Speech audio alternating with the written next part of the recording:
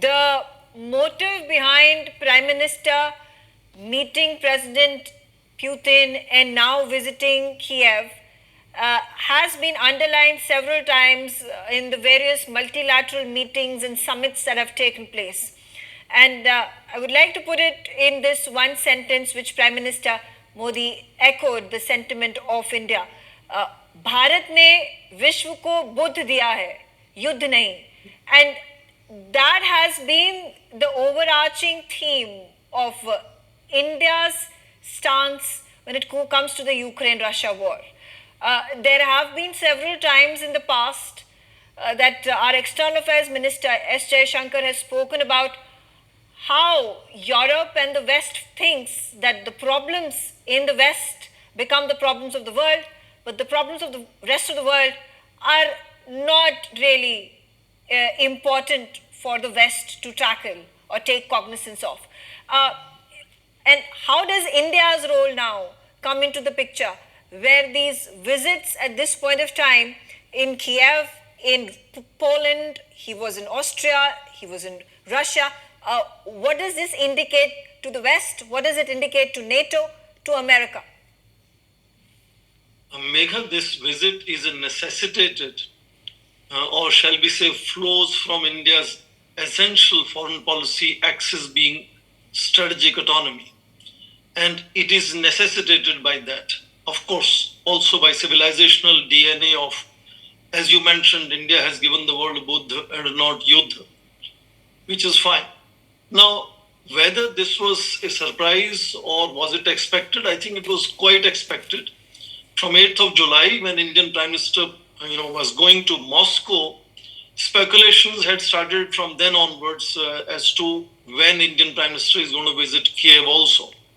Now his visit to Moscow, which has kind of seen a very harsh response from particularly United States, starting from President himself and Secretary of State, US Ambassador in Delhi, could have added to it, but I don't believe that. I believe it is flowing out of India's assertion of strategic autonomy, which it has sustained throughout, particularly on issue of Ukraine war. Before that Moscow visit, I think we all need to remember also that a seamlessly annual bilateral summit of Russia and India did not take place in pandemic, but also did not take place in 2022 and 2023. Indian Prime Minister decided not to visit. I think that has to be underlined and appreciated. And then, of course, finally, Indian Prime Minister went there in 8th and 9th of July this year. And from day one, speculations were that perhaps the way he conducted himself during the meetings, and of course, the expectation that he will soon be going to Kiev, was always on cards. So it is simply assertion of India's central axis of strategic autonomy. Now remember, he is visiting Kiev on a very significant day. Verkhovna Rada, which is the parliament of Ukraine, in 1991 on 24th of August had declared independence. And this is the Independence Day of Ukraine, which is often celebrated with not just parades, but concerts and fireworks and so on. Of course, during war, it has been a bit subdued. So look at the day Indian Prime Minister is choosing to be in Kiev. And of course, we also are reading now a sudden unannounced visit of the Deputy National Security Advisor Pavan Kapoor. Also just took place to Kiev to, finally, see what can be the outcome of Indian Prime Minister's visit. It's fine to say that India has always mentioned that we need to immediately stop these violence, go back to dialogue and discussions and diplomacy, and has offered whatever India can do to, take this process forward. Exactly same language was reiterated by the Chief of Staff of President of Ukraine, saying there is a whole effort, process of peace in which India can play a definitely important role. So I think fine-tuning the final language of what will be the statement coming out of Prime Minister's visit to Kiev is, I think, now more or less finalized, and Indian Prime Minister will be going there. Remember, he'll be using train from Poland to Kiev to go using the railways, which also raises issues of safety and security and so on. Of course, many other international leaders have done that likewise. But I think we need to appreciate the fact that India has also not just sustained a very close relationship with Russia, which is not just now defense cooperation centric, but also $65 billion of energy transactions that are taking place between Russia and India. But despite that very strong relationship, the language of India has been very dynamic and changing in last 2.5 years, starting with saying we are concerned, we regret, and so on. But in August of 2022, when Boka massacre happened, India called for an international investigation. Then, of course, we remember Samarkand SCO summit and the famous dialogue of Indian Prime Minister, this era is not era of war.